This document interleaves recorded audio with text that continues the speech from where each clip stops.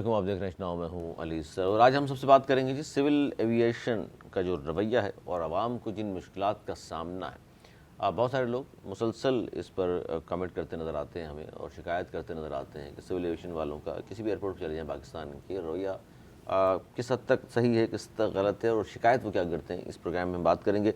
इसके अलावा सैलाब की आज बात होगी कि KPK गिलगित बल्तिस्तान आज़ाद कश्मीर में क्लाउड बर्स्ट के नतीजे में और सैलाबी रेले बहुत ज़्यादा आए हैं, जिसकी वजह से 250 अफराद से ज़ायद जाँ बाक हो चुके हैं।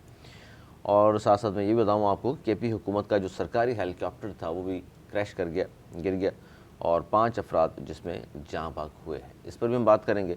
और इसके अलावा 2-3 और बड़ी अहम ख़बरें हैं जिसमें हम बात करेंगे। एक एज़ाज़ भी पाकिस्तान को हासिल हुआ कि पाकिस्तान की एक बहुत ही खूबसूरत अदाकारा दुनिया की 10 खूबसूरत ख़वातीन में शामिल हुई हैं, उस पर भी बात करेंगे। मेरे दोनों बुज़ुर्ग मेहमान एकदम चौंक गए। ज़ाहिर है नौजवानों की बात है। बहरहाल नवीद ज़ुहैर साहब मौजूद हैं, सीनियर तजज़ियाकार हैं। दानिश सर बहुत शुक्रिया सर आपका। अनीस मंसूरी साहब, मारूफ साहब तजज़ियाकार, आप दोनों का बहुत शुक्रिया सर। वो जिस पर आप मुस्कुराए हैं वो मैं आगे चल के बयान करूँगा, लेकिन पहले सीरियस खबर यह है कि सिविल एविएशन की वजह से वहाँ जो स्टाफ है उसकी वजह से लोगों को बरहम नज़र आते हैं लोग और शिकायत करते नज़र आते हैं। और आपने बारहा ट्रैवल किया है नेशनल इंटरनेशनल, तो थोड़ा सा मैं चाहूँगा एक्सपीरियंस भी बताइए और ये बताइए कि जनाब क्या क्या मुश्किलात पेश आती हैं जब कोई भी शख्स एयरपोर्ट पहुँचता है और सिविल एविएशन वालों का जो रवैया होता है। बिस्मिल्लाहिर्रहमानिर्रहीम। अली, जब कोई मुसाफिर बाहर जा रहा होता है, 3-4 किस्म के मुसाफिर होते हैं। एक तो फ्रीक्वेंट ट्रैवलर होते हैं जो बिज़नेस के लिए जा रहे होते हैं। एक जो है नेकऑफ वाले होते हैं जो एक्स पाकिस्तानी है, वहाँ रहते हैं। कुछ फॉरेन नेशनल्स होते हैं, स्टूडेंट्स भी होते हैं और बहुत बड़ी तादाद वो है जो बैनुल मुल्क पाकिस्तान के लिए ज़र मुबादला कमाने जा रहे होते हैं। दुनिया भर के आप एयरपोर्ट पे जाएं, बड़ा वेलकमिंग स्टाफ होता है और आपको कम से कम मुश्किलात देखे आपको जहाज़ तक बैठा दिया जाता है। हमारे यहाँ आप सुने, आप बैग लेके आप पहले तो जाएंगे पोर्टर को ढूंढेंगे, गाड़ी से उतरेंगे, यार पोर्टर किधर है, पोर्टर किधर है, थोड़े से पोर्टर हैं जी, पोर्टर के जी, वो कहेंगे वो लाइन है जी, उस पर खड़ो के पहले पोर्टर की फ़ीस जमा कर दें। वो 400 रुपये जो भी फ़ीस है आपने पोर्टर की फ़ीस की, फिर जनाब वो पोर्टर साहब आपका बैग लेके गए, फिर आप एक लंबी लाइन में लग गए। जो अंदर दाखिला होने से पहले 2 ऑफिसर खड़े हुए हैं जनाब, वो चेक करते हैं जी आपके पास टिकट है, हाँ जी ये टिकट है, टिकट दिखाओ, फिर उनको पासपोर्ट दिखाओ, फिर आपकी शक्ल को चेक करके फिर आपको अंदर जाने का परवाना देते हैं। अब आप अंदर जाते हैं, एक और लाइन जो बहुत कम मैंने मुल्कों में देखी है। अब आपके बैग जो हैं वो उस मशीन में से गुजरते हैं, ऐसा लगता है आप पुलिस रात में से गुजर रहे हैं जना। वो बैग गुजर गए, पोर्टर ने रखे, फिर आपकी जामे तलाशी पूरी तरीके से होती है, फिर आप अंदर चले जाते हैं। फिर वो जो बैग खुशकिस्मत है कि नहीं खुला, उन्होंने अक्सर वो बैग खोलते हैं जी इस बैग में कोई मुश्किल खोल लेते हैं, सही जना, वो आपका सामान वामान खुल गया जना, जो आपने घर में बड़ी मुश्किल से पैक करके रखा होता है खुल गया सॉरी। अब आपने खुद बंद करना है और उसके बाद फिर आप जाते हैं आगे की तरफ। थोड़ी दूर के बाद वो खड़े होते हैं ANF वाले, रुक जाओ जी जनाब, वो आपको देख रहे हो जी, फिर एक इंटरव्यू शुरू, कहाँ जा रहे हैं जी, क्यों जा रहे हैं, क्या करते हैं आप, ये वो, फिर उनकी मर्जी आपके बैग खुलाए नहीं खुलाए, अक्सर वो भी बैग खुलवा लेते हैं जी, बैग खुले जनाब, फिर वो तलाशी वलाशी लेते हैं बैग, हालांकि आप एक जगह से बैग चेक करा के आ रहे होते हैं। फिर आपकी जान वहाँ से छूटती है। फिर अगर बैग को रैपिंग करानी है तो फिर 2 रैपिंग वाले बैठे हैं और पता नहीं हज़ारों मुसाफिर हैं, फिर एक और क्यू में खड़े होते हैं ना। अब आपने रैपिंग करा ली, इसके बाद फिर आप जाके एयरलाइन के काउंटर पे एक लंबी लाइन में गुजर जाते हैं, खड़े हो जाते हैं। अगर आपका बिजनेस क्लास का टिकट है, अगर आप बहुत खुशकिस्मत है तो वो छोटी लाइन है, अदरवाइज़ पूरी एक लाइन चल रही है यूँ उसकी तरह और वो मुसाफिर उसमें खड़े हैं। ज़्यादा डेस्क होनी चाहिए एयरलाइन की, बहरहाल चलो नहीं है। उसके बाद जनाब आपको अल्लाह अल्लाह करके बोर्डिंग कार्ड मिल जाता है। अब आप खुशी खुशी आपके बैग चले गए, हैंड बैग लेके आप निकल जाते हैं। आप सोचते हैं कि चलो यार। उसके बाद एक सबसे बड़ी लंबी लाइन FIA की खड़ी होती है, जिसमें दिखाने को तो काउंटर होते हैं कि जनाब गैर मुल्की पासपोर्ट, फॉरेन पासपोर्ट, और उसके बाद जनाब नेकऑफ वाले, टैक्स पेयर की, इसकी उसकी सब कुछ लिखा होता है, लेकिन एक ही सब में उसमें खड़े होते हैं महमूद यार, उसमें कोई वो नहीं है। और आप यूँ एक बल खाती लाइन में फिर जाते हैं। अब आपका जब भी नंबर आता है आप फ़ौरन उस पर चले जाएँ, जिस पे चले जाएँ, कोई वो नहीं है, चले जी खड़े हो गए। वो तवील थका देने वाली एक लाइन होती है, टाइम कंज्यूमिंग होती है। रवैया कैसे होता है सिविल वालों का? जो रवैया की बात मैं बाद में करूँगा, आपको बताऊँगा रवैया की। अभी तो मैं आपको प्रोसीजर बता रहा हूँ जिस सबसे गुजरना पड़ता है। अब जनाब FIA वाले की लाइन में जब आपका नंबर आता है तो जनाब आप खड़े हो, मुस्कराए, तस्वीर खिंचाए, चलो ठीक है, ऑलराइट। उसके बाद जनाब एक सवाल और जवाब का इम्तहान शुरू होता है। वो आपकी ड्रेसिंग भी देखते हैं, आपके पासपोर्ट पर ट्रैवलिंग भी देखते हैं, उस लिहाज से वो आपको करते हैं। किसी की कोई पहली दफ़ा जा रहा है तो जनाब वो उसको साइड में बैठ जाओ। एक मैं अपना तजुर्बा बताऊं, मैं हमारा एक स्टाफ था वो बाहर जा रहा था, अपॉइंट होकर मेरे दूसरी कंपनी में, उसकी सारी चीज़ें मैंने कराई, उसका प्रोटेक्टर करा दिया और उसका जो बिज़नेस कॉन्ट्रैक्ट था, passport, visa, okay to board एक नहीं हमारे यहाँ है, वो भी करवा के दे दिया, सब चीज़ें थी जनाब। मगर जनाब वो FIR बोला जी आप बैठ जाए। अब किसी को बिठा दिया ना और उसका सामने मुसाफिर जा रहे हैं, उस बंदे की तो जान निकली हुई है कि भाई मैं किधर हूँ, अब मैं ना रह जाऊँ, जाहिर है। अब अगर मुझको उन्होंने जो है ऑफलोड किया तो मैं नो शो हो गया, लाखों रुपए का टिकट भी किया, ये भी क्या, कई ख्यालात आ रहे होते हैं, बेचारा फ़ोन भी घुमा रहा होता है। उस दौरान उसके पास कोई आदमी आता है, कोई जुगाड़ की बात भी करता है कि यार $200-400 तो छोड़ो जाओ, ये इस किस्म की बार्गेनिंग होती ही है, कोई मैं एक ऐसी बात नहीं कर रहा जो नहीं है, सबको पता है हो रही होती है। बहरहाल उससे गुजरता है। चलें, अब आप उस लाइन से भी गुजर गए, FIR वाली, इससे भी गुजर गए, अब आप समझ दें कि आप कोई और लाइन, एक और लाइन, फिर आप एक और लाइन में खड़े होंगे, फिर FIR के ऑफिसर खड़े होंगे, वो सारे पासपोर्ट चेक कर रहे होते हैं, जनाब स्टैम्प लग गई है आपकी कि नहीं है। वहाँ तक बंदा पहुँच कैसे सकता है इतनी इसके बाद। बहरहाल उसके सवाल जवाब के इम्तहान जवाब दिए, वो ज़रा क्विक होता है और वहीं से वो ढूंढ रहे होते हैं अपने शिकार, और वहाँ से जनाब वो देखते हैं उसको एक साइड में बिठा देते हैं या रूम में बिठा देते हैं कई मुसाफिरों को। जो बेचारा बैठ गया वो ऐसा लग रहा होता है पता नहीं कौन मशकूक बैठा है, बाकी मुसाफिर जा रहे हैं।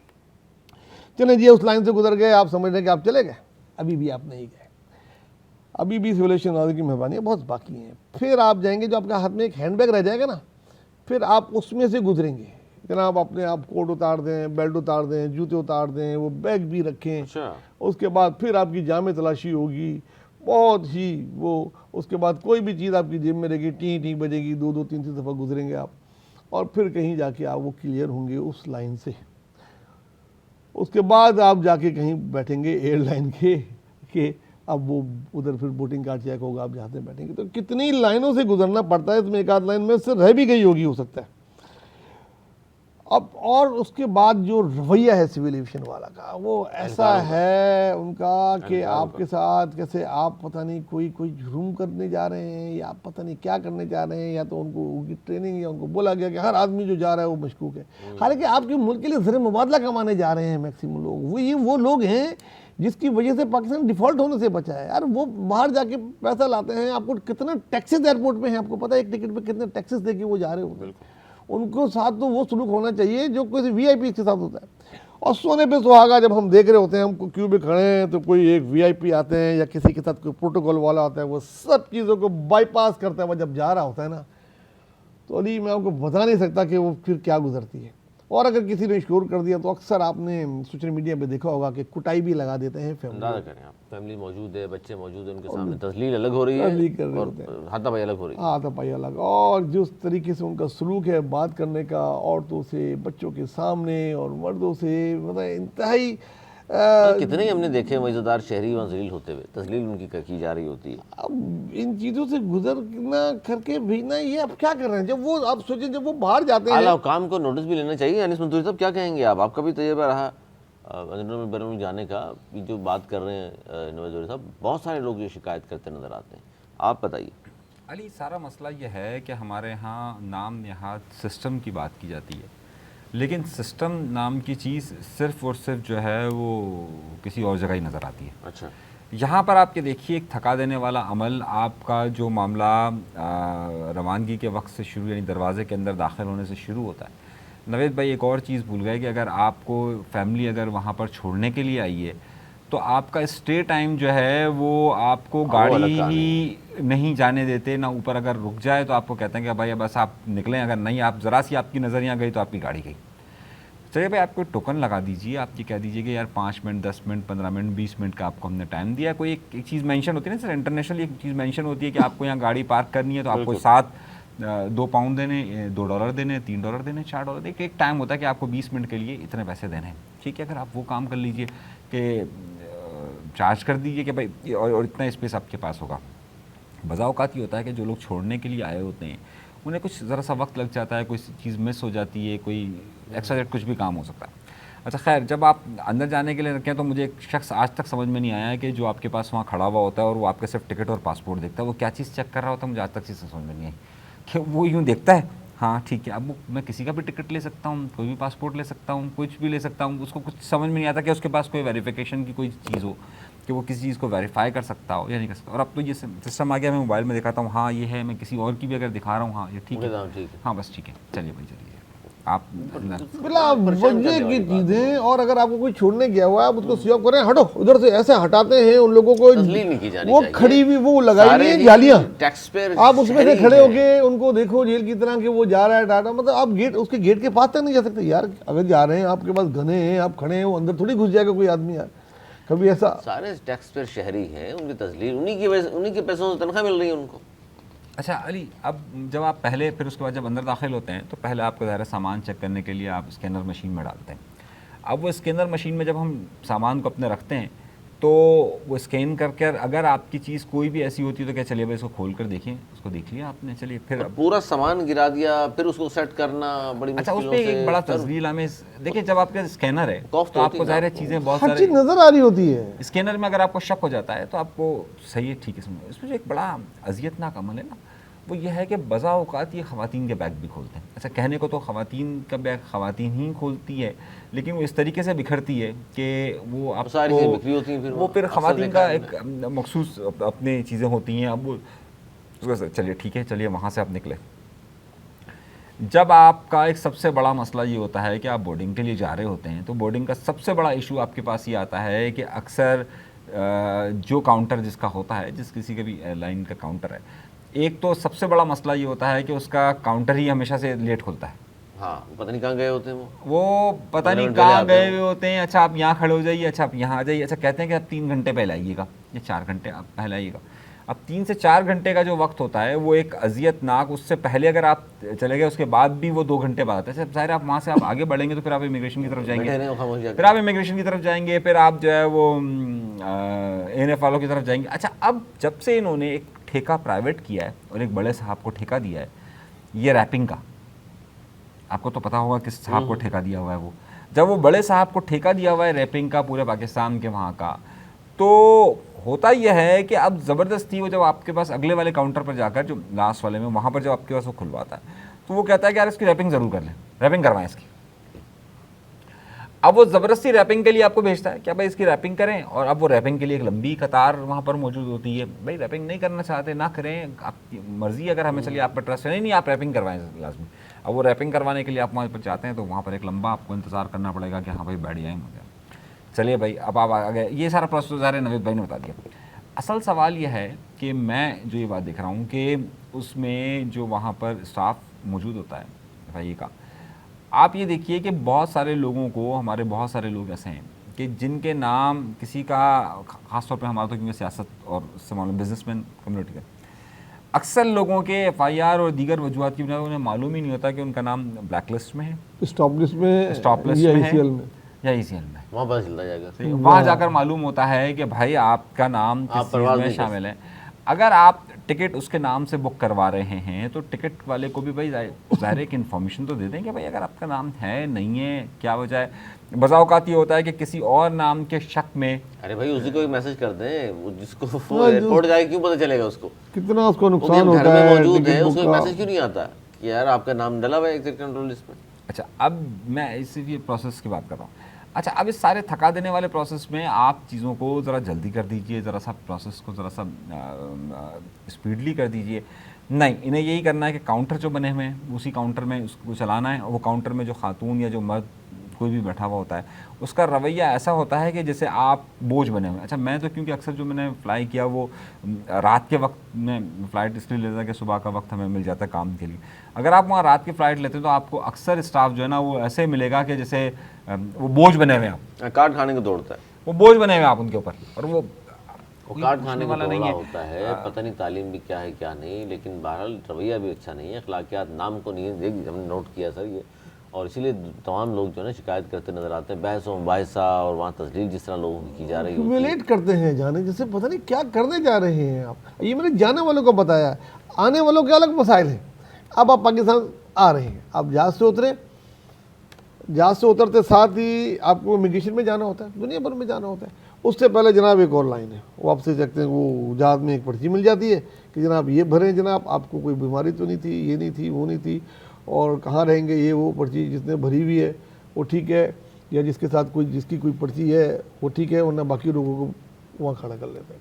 अब उसके बाद फिर वही कोई काउंटर नहीं है गैर मुल्कियों के लिए या उसके लिए, सब जिस लाइन में खड़े हो जाओ जनाब, खड़े हो जाओ, फिर उससे गुजर के जाएं, फिर एक और बंदा खड़ा हुआ है, वो पासपोर्ट में एक चीज़ लग के देता है, फिर वो चेक करता है दोबारा सारी चीज़ें, वहाँ तस्वीर कुछ के फिर जाते हैं, फिर एक लंबा इंतज़ार बैग का। और अगर कोई 3-4 फ्लाइट एक साथ आ गए तो बस आप गए, जो आपको लेने आए हुए हैं उनका तो हो गया 2-3 घंटे। जनाब 3 फ्लाइटें आ गई ना तो समझ लो एयरपोर्ट वालों के हाथ पैर फूल जाते हैं। फिर आपका कई टाइम के बाद वो जी आपका बैग आता है, फिर आप बैग से जा रहे होते हैं, फिर आपको कोई रोका जाता है, बैग का टैग चेक किया, ये चेक किया, फिर एक और पुलिस रात मशीन से गुजारा जाता है आपका बैग। वहाँ भी कोशिश होती है कि बैग कम से कम खुलवा लें किसी तरीके, वो कस्टम वालों से ताल्लुक़ पड़ता है, जाते भी पड़ता है कस्टम से भी, ANF से भी, आते भी इन सब का पड़ता है। इन सब चीज़ों से गुजर के कहीं आप फिर बाहर आते तो इनका आसान बनाइए, लोगों की तस्लील मत कीजिए, लोगों पे एहसान मत जताइए। तनख्वाह भी लोगों के टैक्स से ही मिलती है आपको, और इसमें तमाम जो पाकिस्तानी शामिल हैं या गैर मुल्की भी जो आते हैं, ज़ाहिर है फिर अच्छा एक इम्प्रेशन उनके ऊपर नहीं जाता। इस पर ज़रूर तवज्जो देनी चाहिए जो भी आला अफसरान हैं सिविल एविएशन अथॉरिटी के, उनसे भी रिक्वेस्ट हम यही करेंगे। आगे बढ़ते हैं जी, बात करते हैं सैलाब की वजह से जो इस वक्त सूरत हाल है, और आज सबसे ज़्यादा परेशान कुन यही ख़बरें हैं सारे दिन जो गर्दिश करती रही हैं, और वो ये हैं कि जी KPK गिलगित बल्तिस्तान आज़ाद कश्मीर में क्लाउड बर्स्ट और सैलाबी रेले से 250 अफराद से ज़्यादा जाँ बाक हुए हैं। और इसमें यह भी बड़ी अहम चीज़ है, KP हुकूमत का जो सरकारी हेलीकॉप्टर था वो भी क्रैश हो गया है, और जिससे 5 अफराद जाँ बाक हुए हैं। अनीस मंसूरी साहब, ये बहुत ही ख़तरनाक सिचुएशन, और ज़ाहिर इसमें अहम बात ये भी है कि जो होना चाहिए था वाकई वो ये हुआ कि मरीम बीबी ने भी फ़ोन किया KPK के वज़ीर आला को, गवर्नर सिंध ने भी किया, और अच्छी बात है मदद की पेशकश भी की, लेकिन ये अचानक सब कुछ हुआ है। मतलब इस तरह की ख़बरें नहीं आ रही थी। दुनिया भर में ये होता है 24 या 36 घंटे कब लागा कर दिया जाता है कि जितनी बारिशें हो सकती हैं, क्लाउड बर्स्ट भी हो सकता है, लेकिन हमारे यहाँ महकमे तो मौजूद हैं, लेकिन अगर महकमे मौजूद हैं आगाह नहीं कर रहे, अगर आगाह कर रहे हैं तो फिर इसका मतलब हुकूमत काम नहीं कर रही। क्या कहेंगे? बहुत बड़ा नुकसान हुआ है, जानी नुकसान भी, माली नुकसान भी। अली देखिए, मैं जितना अफसोस करूं उतना कम है इन हलाकतों पे। यकीनी तौर पर ये हलाकतें हुई हैं, और लेकिन मेरा नुक्ता नज़र ज़रा सा मुख्तलिफ है। मैं ये समझता हूँ कि ये हलाकतें नहीं बल्कि कत्ल है, और मैं कत्ल इसे इस सेंस में काउंट करता हूँ कि आपकी हुकूमतों की नाअहलियाँ इसका सबसे बड़ी वजह है। असल में क्लाउड बर्स्ट सिर्फ एक जगह पर हुआ है, बाकी सब जगहों पर बारिशें हुई हैं, और ये मानसून की बारिशें हैं। किसी एक जगह का आप मुझे ये रिकॉर्ड बता दीजिए कि उन्होंने माजी के किसी तूफ़ानी बारिश का रिकॉर्ड तोड़ा। एक जगह का भी आपको ये इत्तला नहीं आई होगी कि 400 मिलीमीटर बारिश हो गई, जरा चकवाल में हुआ था। लैंडस्लाइडिंग भी हुई है ना, सैलाब भी इसी वजह से। मैं उसी पे बात करना चाह रहा हूँ ना, तो ज़रा सा हमें इस बात को तो गौर करना चाहिए कि कोई ऐसी बरसात नहीं हुई है कि जिसने माजी के किसी रिकॉर्ड को तोड़ा हो। ये हमारे पास ऑन रिकॉर्ड ये बात जो चीज़ शामिल है। अब हुआ क्या है अली? हुआ ये कि KPK में ये जिन जिन मकामात पर हुआ है, ये तमाम में आपको अगर आप फुटेजेस दिखा सकते हैं, देख सकते हैं, तो आप इस फुटेजेस को देखिए। ये तमाम वहाँ पर जगह पर हुआ है जो मोस्टली जो बरसाती नालों की जगहें थी या नदियों की जगहें थी। उनके अराउंड हमारे यहाँ एक कानून है, उस कानून के मुताबिक जहाँ कहीं पर भी बरसाती नाले, हमारे पास सैलाबी नाले जिसे कहा जाता है, जिसे दरिया हैं, हमारे पास नहरें हैं, उन सब जगहों पर कम अज़ कम 20 मीटर का फासला रखने का कहा जाता है कि वहाँ पर कोई आबादी ना हो। 20-20 मीटर के फासले पर होटल होता है। उसी के ऊपर बनाते हैं। अब आप तमाम फुटेजेस को उठा के देख लीजिए, वो बरसाती नाले का रास्ता है, वो बाकायदा पानी वहाँ से हमेशा से बहता हुआ आता है, और उन जगहों पर बिल्कुल वो मकानात बहुत तंग जगहों पर कायम कर दिए गए। अब नतीजा ये निकला, जो आबादियाँ इसमें नुकसान में आई हैं वो तमाम की तमाम, उसमें से अक्सर आबादियाँ नहीं हैं, एक आध पुरानी आबादी है कि बाकी अक्सर आबादियाँ जो हैं वो नहीं हैं कि जो कि तामीर की गई हैं गुज़िश्ता 15। अच्छा, उन्हें मालूम है कि यहाँ पर ये सूरत हाल पैदा हो सकती है। दर हकीकत हम जिस पर बात नहीं करते, कुछ लोग इस अगर ये कह देते हैं कि जनाब ये अल्लाह का अज़ाब है, तो मेरे भाई अल्लाह का अज़ाब को आप पूरी उस सब पे ना कहें। असल वजह यह है कि आप अगर KPK की इंसानी गलतियां हैं ना, इंसानी गलतियां हैं बरसाती नालों पे। आपने बात की उनसे बिल्कुल ठीक है, तो हम कहते हैं ना 600-700 मिलीमीटर बारिश हो गई, अल्लाह का अज़ाब था। बारिश इतनी हुई नहीं, थोड़ी सी बारिश में अगर ये सब कुछ हो गया है तो फिर नाहली है ना हुकूमत की। ये नाहली है, और क्या? क्योंकि आपको मालूम है कि बरसाती नालों के रास्ते हैं, आपको मालूम है कि तमाम चीज़ें होती रहती हैं। और अच्छा, ये हम समझते थे निस्बत साहब, ये कराची में नालों पे सारे घर बना दिए उन्होंने और कब्जे करा दिए, ये तो वहाँ भी है। अली आपको सारे वाक़यात देखिए, ये जो सवात में भी पिछले दिनों 27 अफराद डूबे थे, ये क्या था वाक़या था?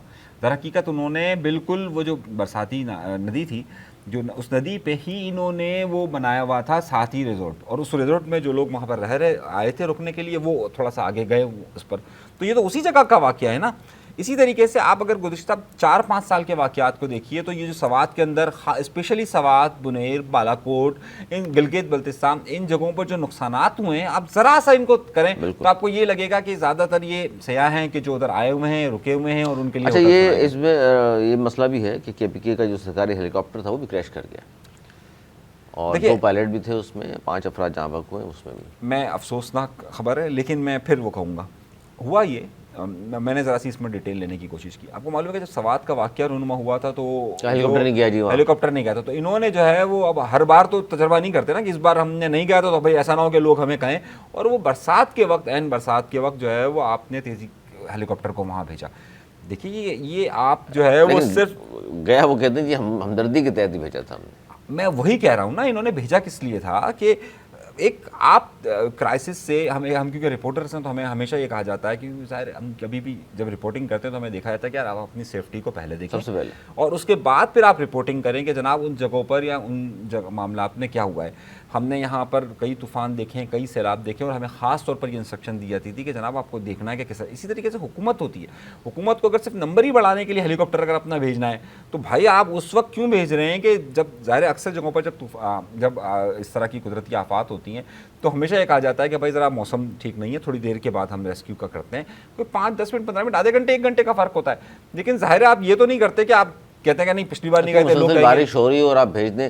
ज़ोहैर साहब, सर ये बड़ा सानिया हम तो समझते हैं इसको, 250 ज़्यादा अफराद का जहाँ बाग हो जाना, हेलीकॉप्टर क्रैश कर जाना, 2 पायलट का मर जाना, ये तमाम चीज़ें। लेकिन इसमें जिस तरह अनीस मंसूरी साहब कह रहे हैं कि ज़ाहिर है ये अल्लाह का अज़ाब, तो हम कहें ना कहें, लेकिन हुकूमत की गलती कोताहियाँ हैं। आप क्या कहते हैं? देखिए, क्लाइमेट चेंज से गुजर रहा है पाकिस्तान, दुनिया गुजर रही है, लेकिन नहीं, कोई रिकॉर्ड नहीं टूटा है। मतलब आप क्लाइमेट चेंज को किस तरीके से देखते हैं? मैं बताता हूँ। देखिए, पाकिस्तान उन चंद ममालिक में से शामिल है जो क्लाइमेट चेंज में बहुत ज़्यादा हाईलाइट्स हैं, रेड हो रहे होते हैं। अब नक्शा दिखाएं क्लाइमेट चेंज का तो पाकिस्तान उनमें से एक जगह है, और ये हमारे अपने करतूत है। ये जो पहाड़ों पे जो दरख्त होते हैं ना, काट दी, ये बहुत ज़्यादा रोकते हैं इन चीज़ों को। अब ये बारिशें जो हुई हैं जिसे क्लाउड बर्स्ट कहा जा रहा है, वल्लाह आलम, ये तो बाद में मौसम वाले बताएंगे, लेकिन कोई उन्होंने कह दिया सिवाय एक जगह कहीं नहीं हुआ। कोई बड़ी ज़्यादा बारिश थी और बहुत कम वक्त में हुई। अब मुझे तो अभी नहीं आया कि कितने मिलीमीटर थी, लेकिन ये हुई पहाड़ों पे, और पहाड़ों पे दरख्त तो है नहीं। अब वो तेज़ी से आए नीचे मैदान में, जो लोग रह रहे थे, जो मैदानी इलाकों में पहाड़ में बड़ा फ़र्क होता है, उनको नहीं पता था कि क्या आदाब हमें आने वाला है। और स्लाइडिंग, बड़े-बड़े पत्थर, तेजी से वो पानी आ रहा है। जब हमने फुटेज में देखा कि लोग देख रहे हैं, वो जो देखने वाले भाग रहे हैं वो भी उसमें डूबे। मतलब आपको भागने का भी टाइम नहीं मिला। लाइक सुनामी जैसे नहीं कहते, अगर समुद्र में आ जाए खुदा ना खाता, तो इसकी तो वार्निंग भी नहीं थी, कुछ भी नहीं। एकदम पहाड़ से पानी का रेला, उसमें इतने बड़े बड़े पत्थर, गाड़ियाँ तो तिनकों की तरह बह रही थी जो गाड़ियाँ उस जगह थी। पूरे हमने जो होटल्स बने हुए थे या घर उधर जो कच्चे बने हुए थे, वो हमने ऐसे बहते देखे कि जैसे पता नहीं ये कोई खुदा ना खाता वाकई सुनामी आ गया। और 250 लोगों का कह रहे हैं, पता नहीं कितने तो मिसिंग है। ये असल फिगर आते आते बहुत देर इसमें लगेगी, लेकिन बहुत बड़ा जानी नुकसान। और जो क्या जाना चाहिए, जो माली नुकसान है, क्या जाना लोगों की अरबों रुपए की जायदाद गई, वो सड़क पर आ गए, होटल ये वो सब। अब वो जिस मुश्किलात से गुजरेंगे, अब पॉइंट स्कोरिंग शुरू हो जाएगी। अभी तो खैर सगाली का है, जनाब फोन कर रहे हैं, ये कर रहे हैं, ये बहुत ये सानेहा है। मजीद ये भी है इसमें कि कहा गया मजीद बारिशों की पेशगोई है, अभी मजीद बारिशों की पेशगोई है। जब पेशगोई है, आपके पास एक वफाकी वजीर आपने रखा हुआ है सीनियर, इसमें NDNA है, सब चीज़ें हैं, आप लोग क्यों नहीं करते हैं उसको? आपके पास टूरिस्ट आए हुए हैं, आपके अपने और बड़े जो जो वसाइल आपके पास हैं आप उसको वो हटा के उनको यूज़ करके उनको हटा सकते हैं वहाँ से कि भाई बारिश हो रही है। बिल्कुल जी, बिल्कुल। अब वो क्या नहीं है, हुकूमत की नाहली के घर में इस वक्त पॉइंट स्कोर नहीं करना चाह रहा कुछ करके, लेकिन ये एक बहुत बड़ा आसानी है। अच्छा जी। इसको रोकने के लिए मजीद सर आगे आइंदा बढ़ते ना हैं। हो, बिल्कुल। इसके लिए फौरी इक़दाम करने चाहिए। फौरी इक़दाम करने चाहिए। सब साथ खड़े हैं उनके जी, ऐसी बात नहीं है, चारों सूबे साथ हैं और अच्छी बात है। फ़ोन भी किया है मरीम बीबी ने भी, हमारे गवर्नर सिंध ने भी। अच्छा, इस पर आगे बढ़ते हैं और दो तीन बड़ी अहम खबरें कोशिश करते हैं उनको भी शामिल कर लें। एक तो खबर यह है कि जी जो निशान इम्तियाज़ दिए गए गुज़िश्ता रोज़, उस पर बड़ी लेदे हो रही है। वो कह रहे हैं कि जी ये तो मतलब वही है जो हुकूमत को सपोर्ट करने वाले लोग, और ये पहली बार ऐसा हुआ है। बहुत सारे लोग कह रहे हैं कि हुकूमत खुद अपने आप को अवार्ड दे रही है, क्योंकि अवार्ड के हवाले से भी हमारे यहाँ जो आइन में लिखा हुआ है किन लोगों को दिए जाते हैं, तो उसमें वो कैटेगरी भी शामिल कर दी है जो लिखा हुआ नहीं आइन में। ये भी बड़ी अहम बात है। लेकिन जिन लोगों को दिया गया है उस पर बड़ा क्रिटिसाइज़ भी कर रहे हैं लोग कि यार इनका क्या काम था। लेकिन पहली बार ऐसा हुआ हुकूमत अपने आप को ही, मतलब मैं कहूँ जी मैं बहुत अच्छा एंकर हूँ, मुझे अवार्ड दे दें, आप कहें आप बहुत तजज़ियाकार हैं, आपको अवार्ड दे दें। तो उसमें शहबाज शरीफ साहब, बिलावल भुट्टो, उसमें बहुत सारे हुकूमती लोग जिनके नाम में गिनवा सकता हूँ। फिर वही सहाफ़ी चंद जो सपोर्ट कर रहे होते हैं हुकूमत के, मुनीफ फ़ारूक जो सहाफ़ी क्या मतलब वकील आदमी है, कहा कि बैठ गया और उसको सहाफ़ी बना लिया लोगों ने। बहरहाल इस तरह के लोगों को वहाँ अवार्ड दिए गए हैं। फिर लोगों ने फिर ये भी कहा कि जी फिर फ़ायद ईसा, सिकंदर सुल्तान राजा, कंवर जावेद बाजवा 3 रह गए, उनको भी दे देना चाहिए था लेकिन नहीं दिए। बहरहाल पीटीआई वाले बड़े तनकीद कर रहे हैं। यानी संदूरी साहब, इन अवार्ड्स को आप किस तरह देख रहे हैं? निशान इम्तियाज़ एक मतलब हमारे यहाँ बड़ा इज़्ज़त की निगाह से देखा जाता है इस अवार्ड को, लेकिन हुकूमत ने अपने आप को दे दिया। जरदारी साहब बिलावल को दे रहे हैं, वो उनको दे रहे हैं। और उसमें सबसे अहम जो मिसिंग है, जिस पे सबसे ज़्यादा इतराज़ होना चाहिए, नून लीग को चाहिए था बाइकआउट कर देते, वो था जंग का नक्शा जिस शख्स ने बनाया, जिसकी वजह से पाकिस्तान ये जंग जीता। यानी सिर्फ आसिम मुनीर साहब के साथ साथ उस जिस शख्स ने जंग का नक्शा बनाया था, मियाँ मोहम्मद नवाज शरीफ को पूछा ही नहीं किसी ने। जनाब कितना मुश्किल सवाल आपने इनसे कर दिया यार। अच्छा देखिए अली, मसला ये है, मतलब वो रातों को जाके नक्शा बनाते रहे, इसका नाम ही नहीं है। अच्छा मसला सारा ये है कि हमारे यहाँ पर जितनी भी हुकूमतें आती हैं वो अपने खुशामदियों को नवाजती है। खुशामदी को नवाजती है, अपने आप को तो नहीं देती कि वज़ीर आज़म मैं खुद कह रहा है मैं अच्छा काम कर रहा हूँ, मुझे अवार्ड देते। अच्छा मैं सवाल से बात कर रहा हूँ। और ये बताइएगा फैसल सफदारी को जो अवार्ड दिया है, बिलावल तो वहाँ बात कर रहे थे लोगों में जाके साथ, इन्होंने क्या किया था? मैं सारे सवाल क्या पूछा था। अच्छा पहले तो ये देख लें कि हुकूमतें आती हैं वो बिल्कुल देती हैं। अच्छा जो पाकिस्तान के 450 के करीब पाकिस्तान के जो फौजियों को, पाकिस्तान के जवानों को, उनका बनता है, क्योंकि जंग बेसिकली उनका बनता है सर, जंग उनकी तरफ से बिल्कुल सही। बनता है। अब आइए आप दूसरों की तरफ, सही, मतलब एक तो आप उनको तो एक तरफ कर दीजिए, फील्ड मार्शल से लेके पाकिस्तान के फ़िज़ाइया के सरबराह, पाकिस्तान की फ़ौज के तर्जुमान, पाकिस्तान की फ़ौज के जवान जिन्होंने S-400 दवा किया, वो सब एक तरफ, वो जंग है ना, वो जंग को देना चाहिए था, वो तो जंग है ना, तो वो तो ज़ाहिर उन्हीं का काम है। अब आइए, अब आपने दिए किस किस को? राना आमिर इलियास, सही है, जंग में वो क्या कर रहे थे? मैं वही बात कह रहा हूँ ना। आपने मुनीफ फारूक क्या कर रहा था, मुझे ये बताएं भाई। मुनीफ फारूक ये कह रहा था ना कि देखिए इमरान खान नहीं आएगा। वो तो सुबह से लेके शाम तक सिर्फ एक बात करता है, और वो सुबह से लेके शाम तक अपने 10,000 व्लॉग करता है, टीवी चैनल पर बैठता है, एक बात कहता है, मुझे बता दिया है, मेरी बात हो गई है, वो लोग नहीं आएंगे। आप उसके बाद तीसरी बात मुझे बता दीजिए वो करता हो कि जनाब जी तीसरी बात मैं करता हूँ। राना आमिर इलियास क्या कहता है, सुबह से लेकर शाम तक टीवी चैनल्स पर बैठकर वो एक ही बात कहता है, वो नहीं आ रहा। मतलब ये सारे वही लोग हैं ना।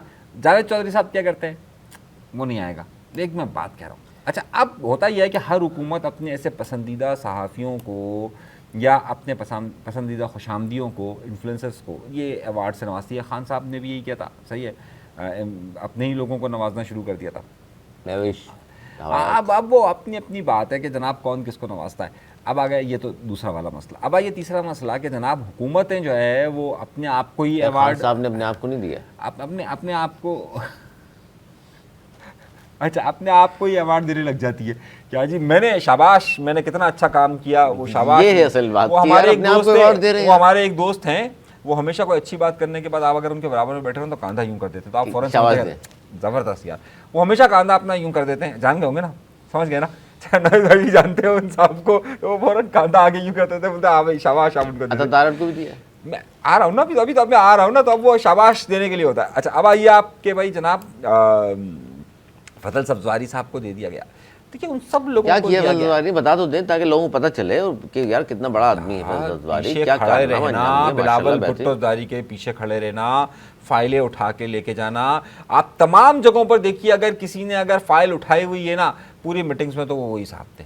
खैर देखिए, अच्छा, उनके गालिब अवार्ड का मिलने शेर पर है, गालिब का शेर है कि बना है शाह का मसाहिब फिरे है इतराता, बना है शाह का मसाहिब फिर है फिरे इतराता। इतराता, वरना गालिब की शहर में आबरू क्या आबरू क्या है। वरना तो आज हम भी कह दें वाह वाह वाह, वाह वाह तो अगले वाले में हम हमारा नाम भी होगा 26 लगा रहे होंगे।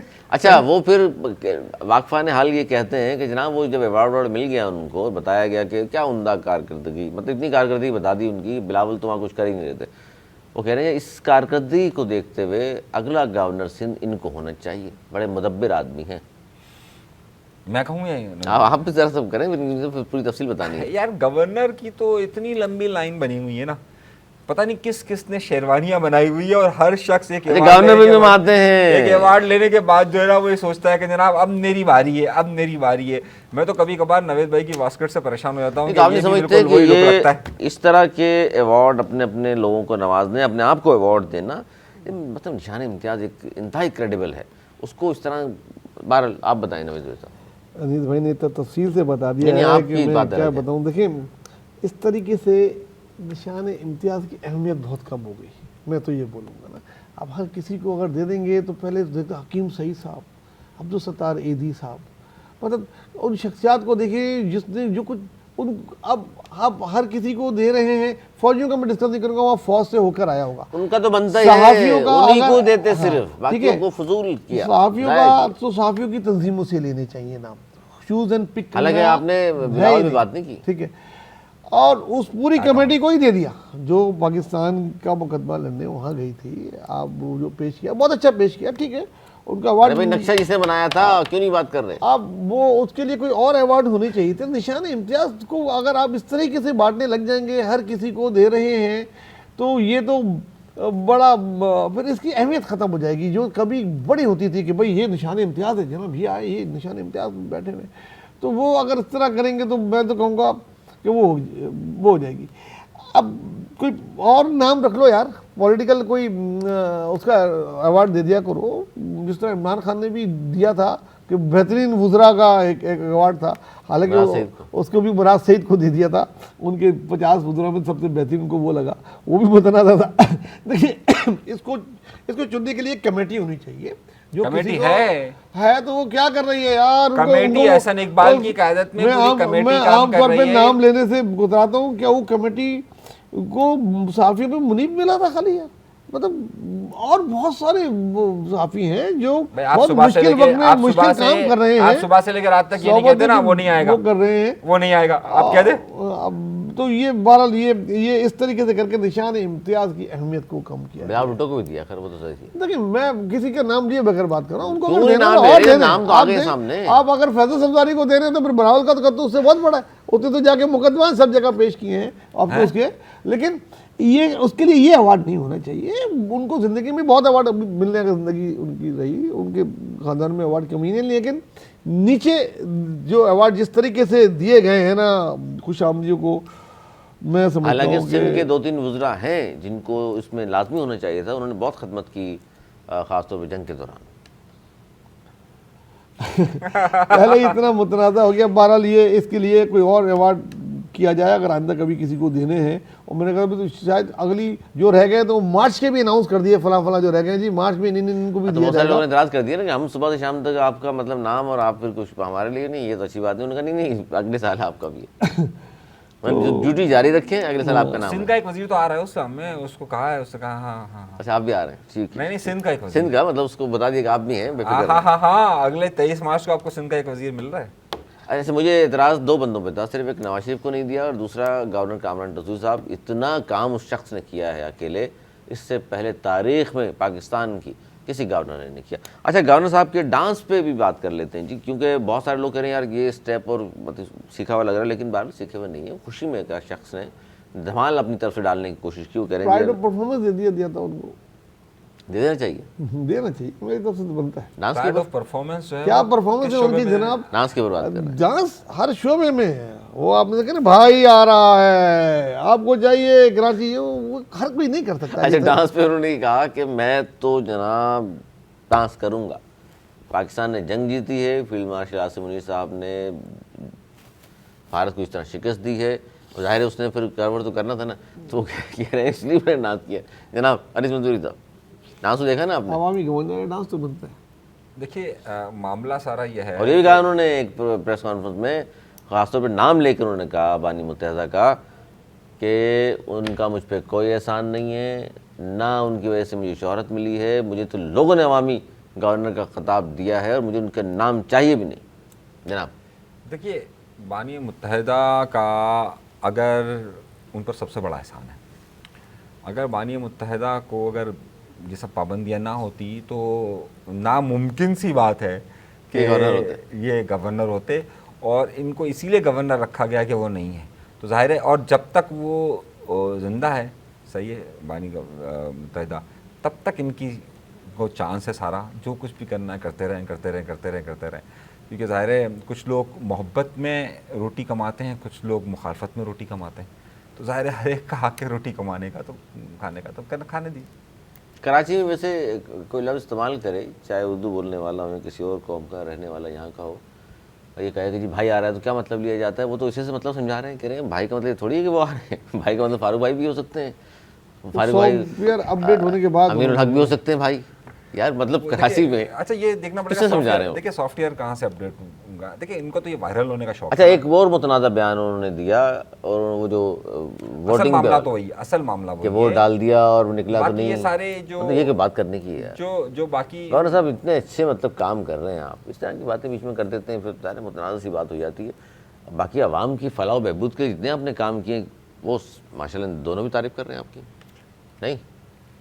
किसने किया? अच्छा नहीं कर रहे दोनों? चलें भी, मैं खुश फहमी थी, मैंने कहा शायद आप दोनों तारीफ़ करेंगे। अच्छा जी, ये ख़बर ये भी शामिल करें कि पेट्रोल और डीज़ल की कीमतों के हवाले से आज फैसला हो गया, और दुनिया भर में पेट्रोल की कीमतें बहुत चूँकि कम हुई हैं, इसलिए हमारे यहाँ पेट्रोल की कीमतें बरकरार रखी गई हैं, और उसका फ़ायदा आवाम को पहुँचने नहीं दिया गया, जबकि डीज़ल की कीमतों में थोड़ी सी कमी की गई है। जनाब एहसान है इस कौम पे जी, बढ़ा ही नहीं। अगर नहीं बढ़े तो ये गुड न्यूज़ है हमारे आवाम के लिए, तो ये गुड न्यूज़ है कि भाई पेट्रोल की कीमत नहीं बढ़ी, डीजल की कम होगी तो सोने पे सुहागा, तो अच्छी न्यूज़ है। अच्छी न्यूज़ को मैं अप्रिशिएट करता हूँ, मैं कोई तनकीद नहीं करूँगा, नहीं बढ़ेगी भाई। अनिल मंसूरी साहब, देखिए भाई इस वक्त तो कीमतें कम होने का वक्त था, इन्होंने ना बढ़ाकर ही कौम पर इतना बड़ा एहसान कर दिया है कि जाहिर है अब कौम को ये अच्छा आवाम कौम क्यों नहीं पूछती कि दुनिया भर में कीमतें कम हो रही हैं तो कम कर दें? कौम तो रोज़ पूछती है जवाब नहीं देते लोग। भाई। हुक्मरानों के लिए जो है ना मखसूस वक्त में गूंगा और बहरा होना बहुत ज़रूरी है। बस अवार्ड लेने का शौक है। नहीं, आपको पता है कि जब आपको आवाम शिकायत कर रही हो तो आपको उस वक्त कब बहरा हो जाना है, कब आपको गूंगा हो जाना है, तो ये एक फ़न आना चाहिए और हुक्मरानों के लिए ज़रूरी होता है। हुक्मरानों ज़रूरी होता जाती है। आखिरी खबर जो मैंने शुरू में आपको कहा था कि पाकिस्तान की एक बड़ी मारूफ अदाकारा डिम्पल गर्ल 10 खूबसूरत ख़वातीन में उनको शामिल कर लिया गया है। मैं बात कर रहा हूँ जी नटखट अदाकारा हानिया आमिर की। सर 10 दुनिया की खूबसूरत तरीन अदाकारों में उसको नाम शामिल कर लिया है। अनीस मंसूरी साहब, हानिया आमिर के बारे में अक्सर जिक्र करते पाए गए, तो क्या कहेंगे इनके हवाले से आप? यार आप यकीन मानिए, हमने हानिया आमिर का नाम जब सुना सिर्फ आपकी ज़बान से सुना। देखिए हालांकि इससे पहले भी बात कर रहे थे। नहीं, सबको बात ये मालूम है, आप पूरे ऑफिस को उठा के देख लीजिए, हमने जब नाम सुना। हालांकि अनीस भाई को पंजाबी नहीं आती, फिर भी उसकी पंजाबी फिल्म भी देखी उन्होंने। मैंने नहीं देखी है ना, तो आपने मुझे कहा था ट्रेलर देखा है? मैंने बिल्कुल नहीं कहा ना, मुझे पंजाबी समझ में अच्छा, आती खुशी है, तो हुई ना आपको कि पाकिस्तान की एक बोलने का शौक अदाकारा जो दुनिया की 10 खूबसूरत तरीन ख़वातीन में शामिल हुई है, लड़कियों में कह लीजिए शामिल हुई है। उनके लिए अच्छा है। पाकिस्तान की खुशी नहीं है यार, हमारे यहाँ भी इस तरह की अदाकारा है जो इतनी खूबसूरत है। सही है, वो उनकी अपनी मर्जी है। खुशी तो होगी ना आपको भी? वो खूबसूरती के पैमाने क्या रखे हुए, उनकी अपनी मर्जी है। नहीं, मुझे बहुत खुशी हुई है, ये एक एजाज़ की बात है। मुझे पता था मेरे साथ साथ ये भी खुश होंगे। अच्छा मेरे साथ साथ चले, सही है। एक एजाज़ की बात है कि उन 10 खूबसूरत बंदा है ना उनका, हमारी भी एक अदाकारा है, और उसकी अदाकारी भी नो डाउट बहुत अच्छी है। एक ड्रामा जिसने रिकॉर्ड कायम किए हैं, पता नहीं एक दिन में अभी ड्रामा अपलोड नहीं होता, 5-5, 8-8, 10-10 मिलियंस पे गए, 40-40 मिलियन पे गए हैं, और उसकी अदाकारी भी अगर आपने देखी उस ड्रामे में, कभी मैं कभी तुम, ऐसे ही था ड्रामा, और बेहतरीन ड्रामा था वो। और वहाँ आप ये देखें कि इंडिया में उसने जब किए उसकी फिल्म पे पाबंदी लगा दी। भाई एम्बर हर्ड और एमी वॉटसन को भी छोड़ दिया। हाँ बिल्कुल, तो खुशी की बात है, एहसास की बात है भाई, हमारे यहाँ की माशाल्लाह ख़वातीन बहुत खूबसूरत है, तो इसकी तो अच्छी बात है, खुश होनी चाहिए। अनीस भाई पता नहीं क्यों शर्माते हैं। हमारे यहाँ खूबसूरत खवातीन है ना, ऐसी बात तो नहीं है कि होंगी। काल पड़ा हुआ है। होंगी, बिल्कुल होंगी, लेकिन तो ये होंगी क्या मतलब है यार, आप ऐसी बात कर रहे हैं कि तारीफ करनी आप चाहिए। देखते नहीं भाई है। हमारा खूबसूरती का पैमाना कुछ और है, आपका आप कुछ और है, देखें इनका इसके कुछ तो, और आप है। देखें शाइन मार रहे नहीं, हैं। पाकिस्तान में खूबसूरत अदाकारें हैं ना। भाई हैं खूबसूरत अदाकारों के अलावा भी और भी खवातीन हैं। ये क्या बात, ये बहुत डरते हैं भाभी से, वही बहुत नाम नहीं लेंगे, कभी भी उनको नाम भी नहीं पसंद होगी। लेंगे, आप कभी भाभी भी से नाम जाके नहीं पूछिएगा, लेंगे। वही बोलेंगे हरियाणा में रहे। चले जी, ये तो हमारा आज का प्रोग्राम, नाज़रीन आज का ये था प्रोग्राम हमारा, जो अहम खबरें थी हमने शामिल की। अब जो नेक्स्ट प्रोग्राम हमारा होगा उसमें हम कोशिश ये करेंगे जो टॉप ट्रेंड खबरें चल रही होती हैं दुनिया भर में, पाकिस्तान में टॉप ट्रेंडिंग पर, उनको शामिल किया करेंगे और उन पर भी सैर हासिल गुफ्तगू मेरे दोनों मोज़मान किया करेंगे। आज तक इतना ही, अगले प्रोग्राम तक के लिए हमें दी इजाज़त। वाला